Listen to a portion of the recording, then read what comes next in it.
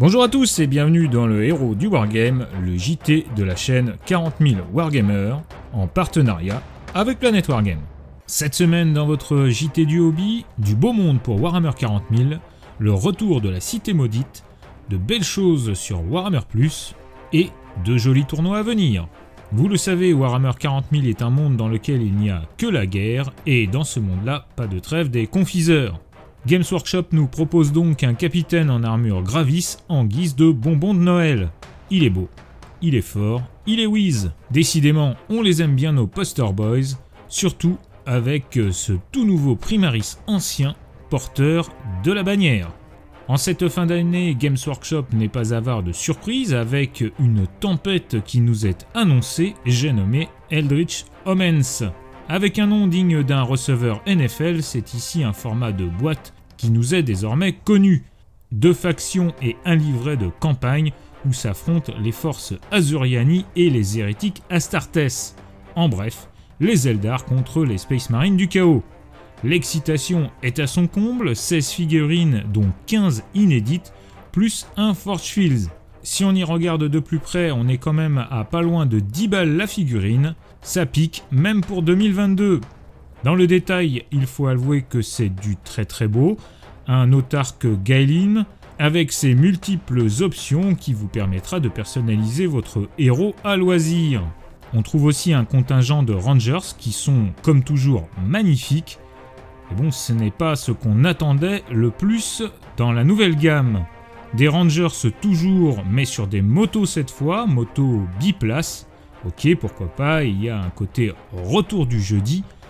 Nous, on prend. Et pour les Eldar, eh bien, c'est tout. Il faudra s'en contenter. 9 figurines. Bon, c'est vrai que les motos peuvent compter comme double pour le partage de la boîte.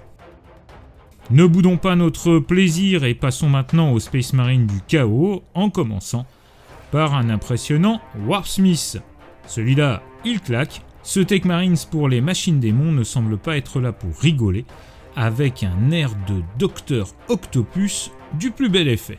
Lui-même sera accompagné de 5 élus du chaos, qui ont reçu plus de dons des dieux du chaos qu'un enfant très sage pour Noël. On termine par un Forge Fields qui peut être construit en Mauler Fields. On nous annonce que cette boîte arrivera donc très bientôt.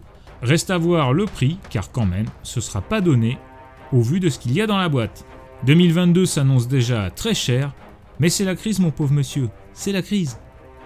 Après cette annonce, passons aux sorties avec une marée verte faite de toutes nouvelles figurines, nouveaux boys accompagnés du boss Nob. On notera tout particulièrement l'expression des visages et les poses qui modernisent avantageusement une gamme vieillissante tout en lui restant fidèle. 2 nouveaux Warboss sont aussi présentés, l'un en méga armure et l'autre avec un squeak d'attaque qui rappelle tout simplement les anciennes figurines existantes. Dans le même ordre d'idées, voici les Defcopta, reprenant trait pour trait les anciens modèles. Tout cela devrait être disponible d'ici une quinzaine de jours, une bonne wag pour commencer l'année.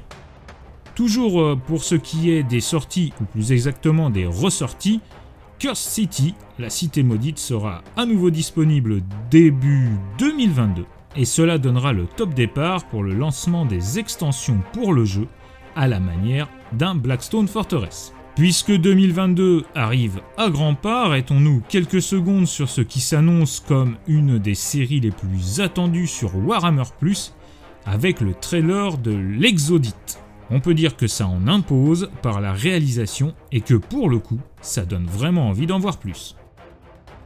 Avant de clore ce qui sera donc le dernier JT de l'année 2021 et avant de se retrouver pour 2022, jetons un œil communautaire sur T3 avec les 2 tournois du week-end du 14 et 15 janvier pour Warhammer 40 000. Près de Nantes tout d'abord avec le WTF 14, un tournoi à format original, 1v1 en 1664 points, à la salle des fêtes de Saint-Jean-de-Boiseau, dans le 44.